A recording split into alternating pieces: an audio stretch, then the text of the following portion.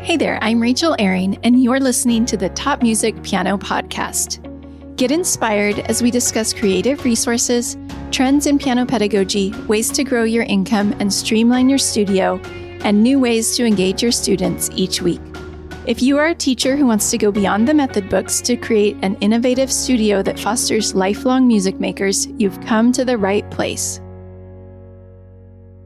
Hello, piano teachers. I think that you're going to love today's episode. We are diving into branding and websites and marketing and all of the ways that you can attract the students that are a perfect fit for your studio. My guest on today's episode is Sara Campbell, and she has a wealth of knowledge on all of these areas, as well as being a music teacher herself. Make sure that you stick around to the very end of the episode because she has a special offer for those of you who want to go even deeper with this topic. Here's a little bit about Sara.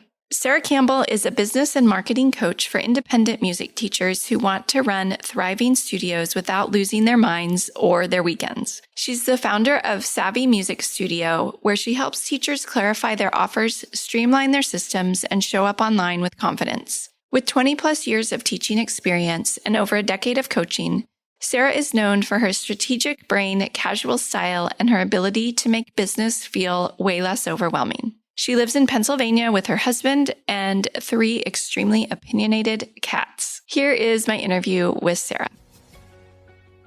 Hi, Sara. Welcome to the show. I'm so glad that you're here with me today. I would love for you to introduce yourself to listeners and tell us just a little bit about what you do. Thank you, Rachel. I'm very excited to be here too. I think I was on this podcast like 5 years ago or something, so it's been a while.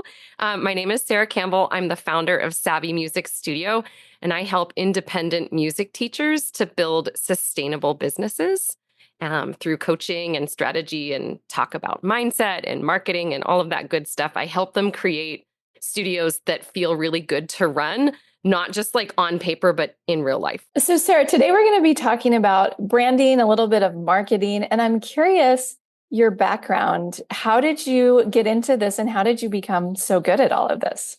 I started getting into this, I would say, in about 2012. In 2012, I'd opened my studio. I'd been teaching for a number of years at that point. I had opened my own studio and I started a blog.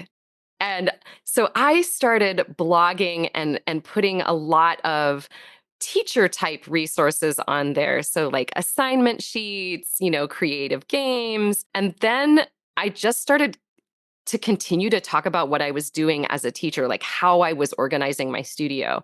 So I kicked off a series called a series about planning summer camps. And it became like this big blog series. And then it became going on podcasts and talking about that. I kind of inadvertently fell into this. And so I started talking a lot about how do I market my studio? Like, how am I bringing in clients? And so I just kept following that for a number of years. I started working with marketing coaches outside of the music industry and like just learning more about, the art of storytelling and the art of marketing. And that got me really passionate about branding. So I did tons and tons of research and worked a lot on my own, worked with some fantastic coaches. And then I started bringing that back into our field, say about almost 10 years ago at this point. I started coaching as a business coach and a branding coach. And so it's just been happening. It was this natural progression, but I'm really glad to do it because I'm really passionate about helping teachers so that they can find the students that make them really happy. Yeah, and I think it's so needed in our field because we know piano teaching, right? We haven't all gone out and worked with the branding coaches and the marketing, taken the marketing courses, and then suddenly we find ourselves in that situation and we're like, oh, shoot, I don't know how to do all this other stuff to actually get the students for me to teach. So that's what we're going to be talking about today. Before we get too far in, can you talk about some of the fundamental questions that music teachers need to ask themselves before creating their brand? Sure. So I think one of the things is that when people hear the word brand, their brains instantly jump to, like a logo and colors and, graphics and images. They think about the visuals. Before you create your brand, what I like to do is have people kind of back up a little bit. And I start by asking questions like, Who are you trying to serve? What kind of clients do you want to serve, or what do you want to be known for as a teacher? What do you want your students to experience? Like, what kind of transformation are you offering them as a voice teacher or guitar teacher or piano teacher? So we like to kind of back up from the visual aspects of things and start digging into like the more foundational questions first. Yes, I think that's a great place to start. So, would you call these values of the teacher, or is this a little bit different than values? Well, values is certainly a part of, good branding, right? We'll establish values and thinking about like when we say values, we mean like core values. When we're talking about core values, we're talking about like how you show up and how you teach, how you communicate, what is important to you as a teacher and a human. But, we can think beyond that. So some of these foundational things are like, who is your ideal client? Like, what kind of students do you serve in your studio, and kind of identifying not just things like demographics like age and that kind of thing, but getting more into like what are their psychographics, what do they believe, what is important to them, what are they, what are their dreams, what are their hopes, and thinking about that kind of a thing. So we're looking at things like ideal client, we're looking at what's your mission, what's your big why, and thinking along those lines in addition to the core values that you mentioned as well. Yeah. Do you think that teachers should have a mission statement?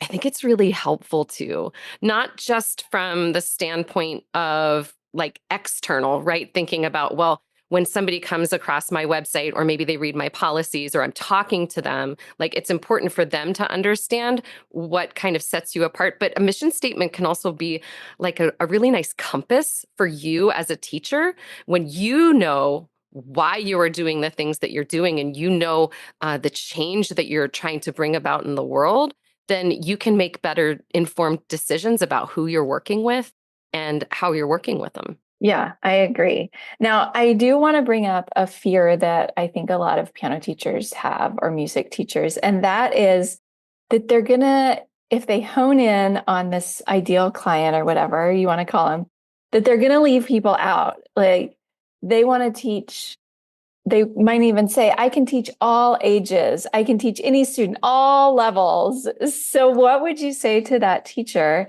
who wants to be able to serve anyone and everyone? Okay, so I think it's totally okay to want to teach different ages and different levels, especially with an instrument, right? Because that can be really accessible, but you still need to be clear about things. Right. So even if you do serve like all ages and all levels, actually I would challenge most teachers and I would say, but do you really Mhm. teach all ages and all levels? Like, are you really comfortable teaching a very advanced student? Or like, do you love teaching 3-year-old beginners? It's not in everybody's wheelhouse. I think we get scared to niche down because we feel like we're going to leave people out. But I encourage people to at least start thinking about what are the types of families and types of students that you would want to bring in? Like, do you want people who value commitment?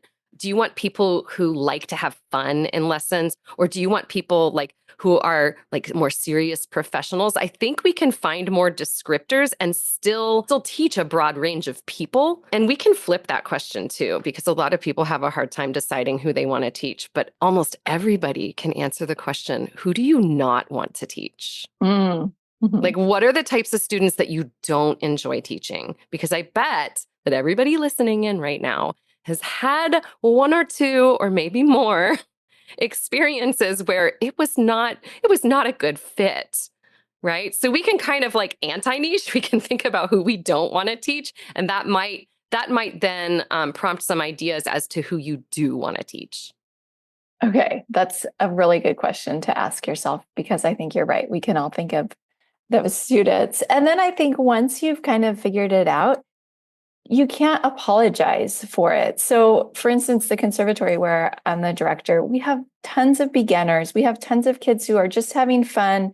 We even have a couple who don't have an instrument at home to practice on, which we all know it's not ideal, but they can still have a good experience in their lessons. And as long as, I'm communicating with the families that that's not ideal. And maybe they're like, well, their birthday's coming up or whatever it is.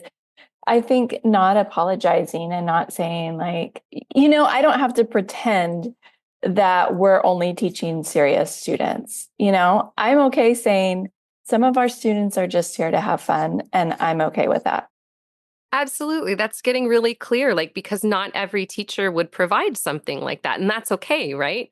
You're going to have teachers out there that require you to have a piano or to require practice. And I think what it speaks to is like, and the reason why we do this is we want to be happy in our jobs. And one of the best ways that we can be happy in our jobs is to set ourselves up for success and set it, make it so that you can teach the way that you want to teach. The more that you can walk into the studio and like look at, like, if you're looking at your calendar for the day and you see all the names on that calendar and you get excited, it means that you're teaching the right people. If you look at that calendar and you're going, oh, I can't wait for it to be like 6 o'clock, then maybe that's a sign that you've got some things that are not a good match for you. Yeah. And as you're talking, I'm thinking about like how the branding can help bring those students into you, right? Because if you have a new student inquiry, you don't know them. You don't know if they're going to practice. You don't know what their situation is. So how does the branding attract the students that you want? So there's many different ways that your branding can influence this. So let's say that somebody finds you through a Google search, right? And they land across your website. Or we could even say that somebody is referred to you, but then they still Google you because, they want to have a little bit more information. So your website should very clearly reflect like who it is that you serve, what makes your studio stand out or what makes it kind of unique. And then we also want to have an inquiry process that gives us the information that we need. So let's say, for instance, that you are a teacher who, I'm actually going to use myself as an example. So I will teach piano to a pretty good range of ages and levels, but I really specialize in working with transfer teens. So teens that have maybe taken for a while, they've gotten bored, they're struggling with practice, there's just something that's not fitting well, or maybe they took as kids, but then quit because they got over involved with stuff. I really specialize in working with those types of kids. So I would want to have verbiage on my website that kind of leads to that. And then in my intake forms, I would want to have questions that give me the information that I need and also set some expectations around what kind of studio I am. So I do require my students to have a piano. So I would have a question. Which is totally legitimate. Right? I might have a question on there that would say something like, what kind of an instrument do you have at home? Or other questions around like, how often do you get that? Like if you have an acoustic piano, how often do you get it tuned? Just kind of setting some expectations before they even get into the door. And then also asking the fun questions like, so let's say it's a parent filling it out for a kid. I might ask, what's your child's name? What kind of hobbies do they have outside of music and outside of school? What kind of music do they love listening to? What kind of music do they love playing? Just so I can get a sense of who that person is. And then I have more information so that when we have that first initial lesson, I have good questions that I can ask them. I can kind of prepare a little bit more so I can really dig in and figure out, like, is this going to be a good match? Okay, so I want to talk about you since you brought it up. Because I looked at your website and I love it. And now that you say that that's your kind of your niche student, I'm like, oh yeah, that makes sense because your website is fun. It's a little bit, I don't know if sassy is the right word, but maybe a little bit. It's just like I can see where a teen or a parent of a teen would look at your website and think, oh, yeah, this teacher is going to understand my student. So, is that your intent when you built your website? And I think you're probably referring to the Savvy Music Studio website. Is that right? Is that different than your? It is. Yeah, it's different than my studio website, and I'm actually in the process of updating the website copy there. And one of my goals has been to make it even sassier, because because I want people to know like what you're getting into with me as a coach. I'm not, I try not to be boring, and I like to have a lot of fun in my job. So the same thing applies though for my old studio website. I haven't updated it in years because I'm not accepting new students at this time. Or if I do accept students, it's only through referrals and people that I know. But exactly that, like you want your website to reflect your personality, like what people can expect. So like you said, if somebody lands on that site, they're going to go, "Oh, she looks like she's kind of fun," or and know that that is what their child is looking for. Yeah. Okay. So how do we get there, Sarah? Because I think so many of us, we want to show that in our brand and our website and all of that. And then we sit down and we're like, oh, it's just overwhelming to try and get what's in our head to actually come through in our communication. Do you have some tips for us? It's really important to get clear on your ideal client. Like who are the students that you love to serve? We want to have descriptions of the types of music that they love to learn, how they love to learn, why they love to learn. Like, are they seeking out, like, do they want to become gigging pianists, or do they want to accompany the choir at school? Like, thinking about these different things. So we want to get clear on our ideal client. And then I think a great place to start if you're struggling with how do I just like what kind of verbiage do I want to use is to do core value work. So thinking about like, can I identify, like, let's say the top 5 or top 10 core values that I have as a human and as a teacher? And often those words will be kind of descriptive, right? So let me give you some examples. And these will be not related to one another, but some just random words. But things like the one that's going to come up all the time is creativity, and there's nothing wrong with having a core value of creativity. Almost, I would say, a good like 75% of the teachers out there will probably pick that. But you might also say something like discipline, right? Or you might say joy. And we want to think about how those words will shift the language that you use on a website. So let's say somebody who has things like creativity, joy, fun, expression. The words that we see on that site are going to be quite different from someone who might have like hard work, discipline. I'm trying to think of some other words that go along with that, but you see the direction I'm going. Like those would be they would be written in very different ways, and we would want them that way. So that's like when you're sitting down and you're trying to write stuff and you have no idea what to do, think about who is the client and what am I bringing to the table? Like, how do I approach teaching? So that's a place to start. And then you might think, okay, if I sit back and I look at those words, what does that say about the tone that I'm going to write with?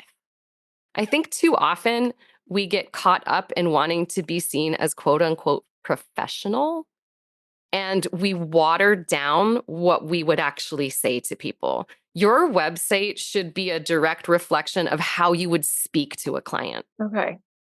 Can you talk a little more about that? What is that? Like what does that look like? And I think, like, let's go back to the idea of wanting to be viewed as professional, right? Or like, let's say that you're just out of college or grad school or something like that, and you've got all this, hey, I write all my stuff like a term paper type in your head, or you write it like a professional resume.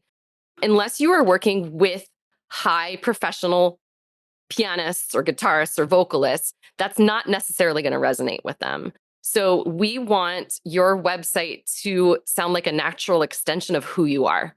So if you were to sit down with a student and like welcome them into your studio for an introduction lesson, it should feel like that and not like, very stoic and like generic or like just boring, because you're not, I can almost guarantee you're not boring.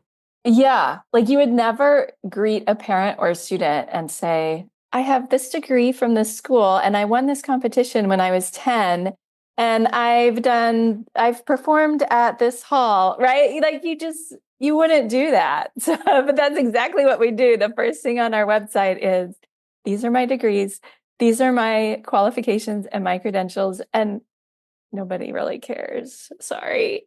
Most people don't. You're totally right. And I know we all worked really hard for those credentials, but it's not, and I won't say that they don't care, like they don't care at all, but it's probably one of the least important things to a parent or an adult student who's seeking someone out. They it's not what they're looking to read. They want to know how you can help them and how you're going to make their life more enriched through music. Yes. Yeah, that's so good. Are there some other mistakes that you could tell us that you see teachers making in their branding or websites? Sure. Actually, we just mentioned two of them, but let's reinforce them for a second. So, like using your credentials as your number one thing, rather than doing that, I would encourage you to focus on like what is the connection going to be like between you and the client? Like, how do you help them? So, if we lead with things like credentials or a lot of generic phrases like all ages and all levels, but we don't explain the experience that you offer and the transformation that students go through when they've been with you for a period of time, it just comes across as really boring and you're going to sound like everybody else. Because a lot of people don't put time into writing their websites or, figuring out what kind of words they're using on social media. They just lead with, I have this degree, or I have you know, I teach piano lessons, but that doesn't really tell me why I should sign up with you. Can you talk a little bit about the use of pictures on your website or in your branding and what part that plays? So once you've figured out like the foundational things, like who you want to teach and like what makes you an amazing teacher, we want all your visuals to match that. I'm going to say, back to that example of like the serious studio, like serving professionals versus the studio that serves, let's say, like specializes in like 8 to 12-year-olds, those visuals are going to be really different. So we want the visuals to be a natural extension of who you are. So if you have a lot of fun at your studio, you do a lot of gamification, you have students who get to play like a lot of popular music. We want to see that. So we wouldn't have like a very stoic picture of a piano like in a corner with sunlight on it, right? We would have something that shows the games that you're playing. We would have the kids smiling, etc. And just a side note, I know that it sometimes is hard to get pictures that you feel are good, but I would rather see a picture that you took with your cell phone because cell phones take really good pictures. It's not 2012 anymore. Like, I would rather see a photo that you took yourself than someone grabbing like stock photos because everybody uses those photos and they just don't look real. They are real photos, but they're generic and wishy-washy. There's no feeling behind them. Yeah, that's a really good tip. Do you have any other tips for getting photos? Because it's a struggle, like you're in it, doing it, and it's so hard to be like, oh, let's stop this game while I take a picture. Let me interrupt this lesson to take some pictures for the website. Sure. So actually, let me give you a little encouragement. Like, so for those who feel like that it's an interruption to the lesson, I'm going to flip that around. It's actually a fun opportunity for you to bond with your student. So think about like if you are playing a game with a student, like, yeah, I can think of an example. Yesterday, I was working with a young vocalist and we were working on some solfa and we were singing some music from the Full Voice series. And we were singing a song about cats in space. It was a perfect opportunity if I had needed to get photos at that time to say, oh my gosh, stop right there. You just sang that so well. Can we take a selfie with our cats in space music? And it's a celebratory moment to say like, hey, you finished that game and you won it. Let's take a selfie together. Or can I take your picture, with the winning tab or whatever. So think of it as a moment to bond. But also, if you want to, I think if you are ready to level up your marketing, go ahead and invest in getting professional branding photos done, not headshots, branding photos. Those are different. Branding photos will show you in action. So, go ahead and hire a local photographer to come into your studio and take branding photos of you. And you can, ask around, find some of your favorite students who have like signed a social media release form and ask if they'll come to that photo shoot. You will not regret investing that money, because that really can really up level what people see on your website. That's a really great suggestion. For teachers who maybe aren't familiar with brand photo shoots, could you talk a little more about what you would do for that and how you would even prep for a brand photo shoot? So every photographer will have like different things to say, but since I've done quite a few of these, I can say this is typically what happens. You'll want to pick out like at least a couple of different outfits. So there will be a costume change, right? Do your hair and makeup, if that is your thing, get yourself feeling good. And what you can expect during this is that, yes, you may have them take a couple of headshots. Like when we think of headshots, it's like what you would submit if you're auditioning for a role or like something like that, or that you put on your LinkedIn profile.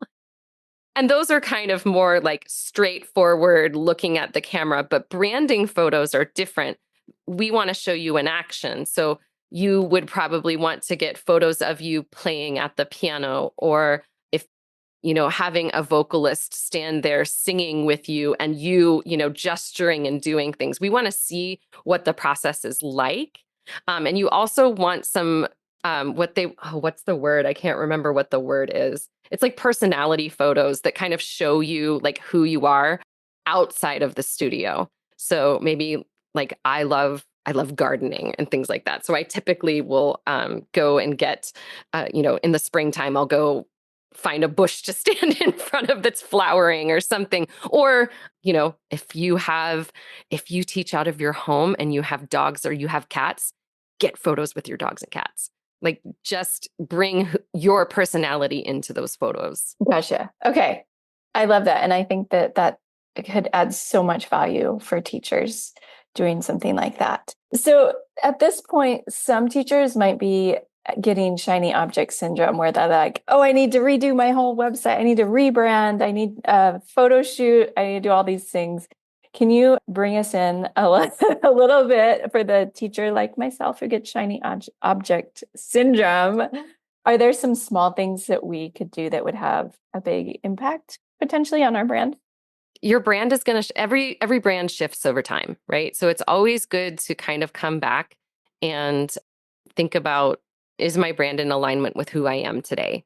So what I would say is, before you get into, oh my gosh, I need to tweak all these things, like ask yourself the question, what am I trying to fix? Right? So think about, am I happy right now with the inquiries that are coming in? Like, am I getting inquiries that are a good match? Or like, are you getting like, 50 to 75% of your inquiries are just like not people that you would want to work with? That's going to tell you, okay, maybe the small tweaks that I need to make is to look at the copy on my homepage and think about how I can make that a little bit clearer as to who I work with. Or if you want to make small updates to your photos, like if you're like, oh yeah, you know what? I do use those stock photos on my website, and I would really like it to reflect more of what I'm doing. Take one good photo to use as a hero image. And if you don't know what a hero image is, go Google it. It's a full screen image that goes from side to side of your website. Like take one good photo to do a little tiny refresh. It doesn't take a ton, just small things like that can breathe in new life to the brand. Or let me think of some other small tweaks. So if you haven't defined like what your transformation is, you haven't really been able to tell people like, I can take students from A to Z, or when students come to our studio, they and they work there for a couple of years, here's what happens. Like, do some work on what the transformation is. Branding, there's a lot to do when it comes to branding. Like, this is why I take a full 4 months to teach a branding class. So it's not something that's done like very quickly. There's lots of small things that you can do. You just have to think, what am I trying to fix? That's a really good question to ask. Sara, we've kind of been dancing around marketing, which I know is a whole nother topic, but I would love to just ask you, if you don't mind, if a teacher wants to grow their studio and they feel like they aren't getting the leads at all, maybe whether they're the right leads or not, what's working in 2025 to grow a studio and get more of those leads coming in?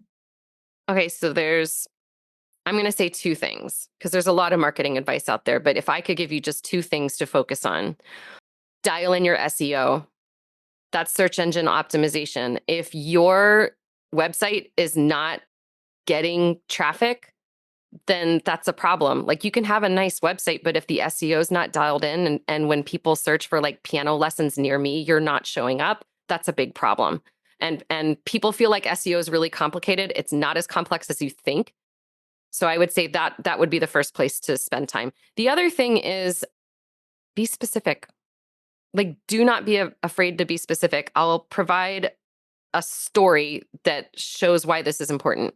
So just yesterday, I decided, you know what? I want to bring in a couple more adult vocalists to my studio. I don't typically bring on new students, but I just finished up a 3-week run of Sweeney Todd. And so I got back into my musical theater roots. I played Mrs. Lovett. It was super fun, super time consuming. Um, but it really inspired me. And I knew, like, in working with that cast, like, oh, there's a lot of adults out here who are looking for voice teachers. So I decided to open up a couple spots, and I made a post about it yesterday, just on my personal profile, nothing like fancy, no graphic or anything like that. And I literally said, like, I'm opening 2 spots. These are for adult singers who, and then I listed all of the different goals that they might have. So I talked about that they're auditioning for community theater. They might be gigging artists who sing contemporary music. I think I had about 8 different descriptions in there. And then I told people I have openings on Tuesdays and Thursdays at 3:45. And I have an intake process. So this is not first come, first serve. I was very specific about what I was looking for. It's been less than 24 hours since I've made that post. I've already had 3 inquiries. So don't be afraid to be specific. And I even had one of the parents from my studio saw that post. And later that afternoon, she was bringing in her son and daughter for piano lessons. And she said, I thought it was really cool that you said exactly who you were looking for. And she's like, it made me think of these people that I know. So if it's okay with you, I'm going to send that to some of my friends who live in Newcastle. So it just shows you, like, if you're specific, you're going to call in the right people. Yeah, that's really good advice. I've heard that before, where if you say, I have one spot at 4 o'clock on Tuesday, you're more likely to get people who want a lesson at 4 o'clock on Tuesday, right? Exactly. And I think people are afraid to say that because they're like, but what if they can't make it at 4 o'clock on Tuesday? Well, those people will reach out to you and go, hey, I can't make it at 4 o'clock on Tuesday, but I'd really like to start piano lessons. Yeah, exactly. Yeah, that's so good. I love that. Is there any other marketing or branding advice that you want to share with teachers? Something we haven't touched on yet? Sure. Okay. So here's my one big thing. I think a lot of people wait to feel like they're ready and perfect to market, because marketing can feel really scary because it's putting yourself out there, and there's this like little voice inside that goes, but what if people don't like me, right? Or you've got this imposter syndrome going, or you're thinking that your pictures and your words aren't perfect. Don't wait to feel ready. Like, just show up. Start showing up imperfectly.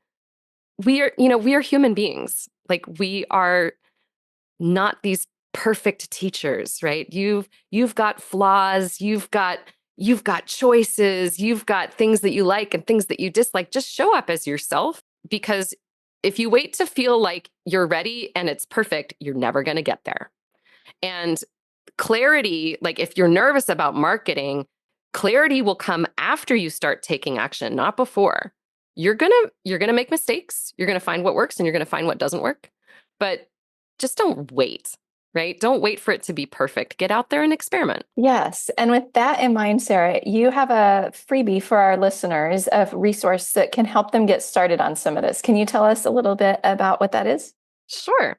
So if you are interested in getting better with your marketing and you want to get clearer in how do I tell people what I do, like if you've ever struggled writing a website or figuring out what to write on social media, or you're trying to like figure out what to put on your Canva images, I made a little ebook for you, and it's a workbook that will help you figure out how to find the right words and really speak to the right clients.